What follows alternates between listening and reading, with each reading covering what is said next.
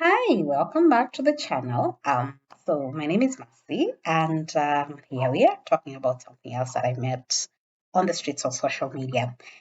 So recently, came across this post on LinkedIn where Dove and LinkedIn doing a joint campaign about hair. So they have a picture of a woman, and one side is straightened hair, and the other side is hair that is uh, different. So like locks or braids or cornrows or whatever, but different stuff. Um, so the campaign is basically to show that it's the same person. It's you don't have to straighten your hair for you to look professional. Native hair is professional. And I commented that I recently started a new job and had been working in NGOs for a long time. And NGOs, I think maybe because they're more inclusive, they tend to be more tolerant to different kinds of dressing and expression. However, when you move more to the private sector, the corporate, there is a way that you're expected to look and quite a few people had advised me, and funny enough, many of them were fellow Africans who had advised me to um, braid my locks. So basically, anything that doesn't look too, because they said the locks are too African. So braiding it might make it different, or quite a number of them told me, you need to get really good wigs that you can be wearing. I can't stand wigs. I really can't. I've always wondered these women who wear wigs every single day, they don't itch. I know very expensive, good quality wigs don't itch, but ooh, first I find them heavy. I find them and this is before the fear of the wind coming and blowing my expensive wig away. Because if I'm going to go the wig route, I'm not going to buy cheap wigs. I'm going to buy really good, expensive ones, and then they will be blown away by the wind, and then I will have to run after that thing. Because if I bought a wig for 1,000 francs, I am not letting it go anywhere. I will run after it anyway. So I got quite a lot of advice on what to do with my hair, and in my mind, I was like, that was about 6 months ago, and my hair has actually quite grown quite a bit in the 6 months since I started work, but it wasn't this long, so I couldn't even tie it back. So it was a bit, yeah. So I had to leave it on like this, and it's like, but that's how I did my interview. They saw my locks. Nobody had an issue with it, so why should I change? And I just went for it, and nobody had a problem with it. Lucky for me. But I know these people who were telling me this, they were not being mean. They were actually saying it coming from a place of either they cared. They were not doing it to be mean. They just wanted me to succeed, and they didn't want anything to stand in my way, because I mean, at least two of them are very good, uh, kind hearted people. So they could not have been saying this just to be mean. They were just saying it because, from their experience or from what they've heard, it would be better if I looked the part. And I got scared because I felt, okay, I got locks for a reason. I had reached a place where I kind of just needed a get up and go hairstyle.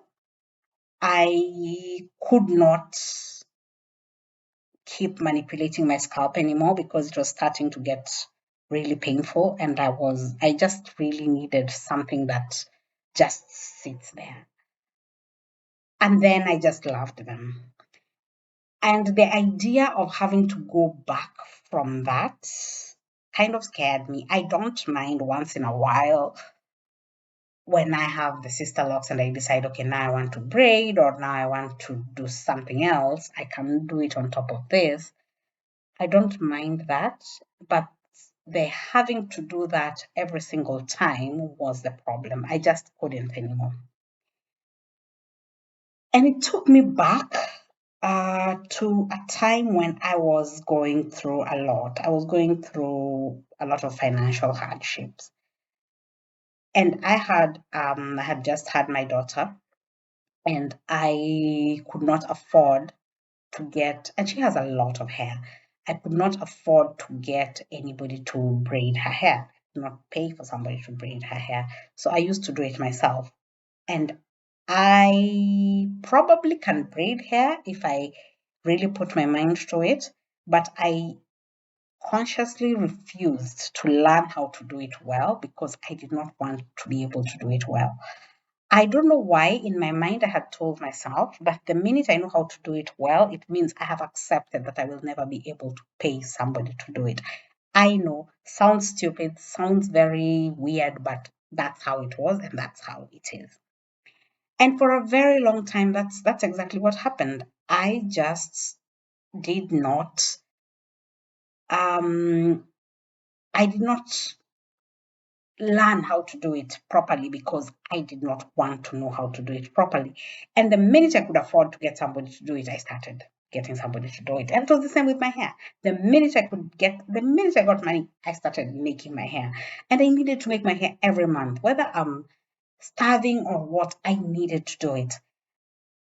And it was important to me because it kept me going. It kept me feeling like there is something nice about me.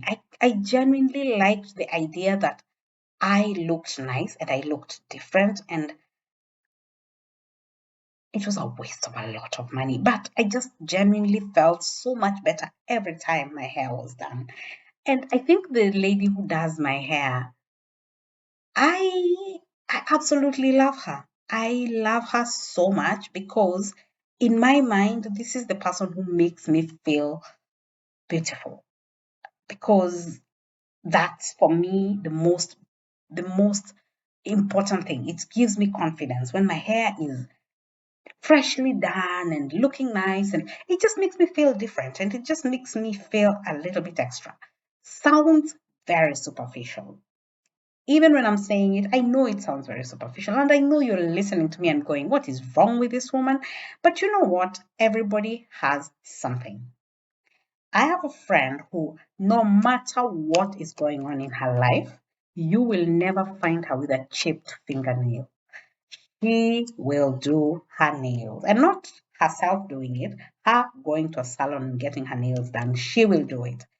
She will go sit down with the last bit of money she has and get her nails done. Doesn't matter what's going on in her life because it makes her feel good.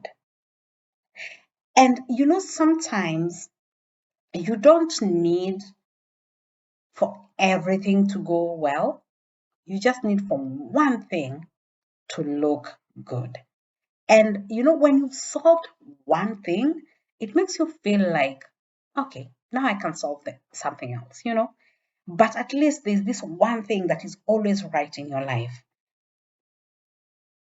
I've read quite a number of places where they say if you want to change the world, start by making your bed. Clearly, I'm not changing the world anytime soon because honestly, I really hate making my bed. I think I make my bed very few times. I make my bed when I'm changing my bed sheets, basically. Um, and I I know a lot of people think that it doesn't, it's making a bed. What difference is it? But there's some logic to it. You've done that. You've accomplished something. You've started something and finished something. That's in the morning.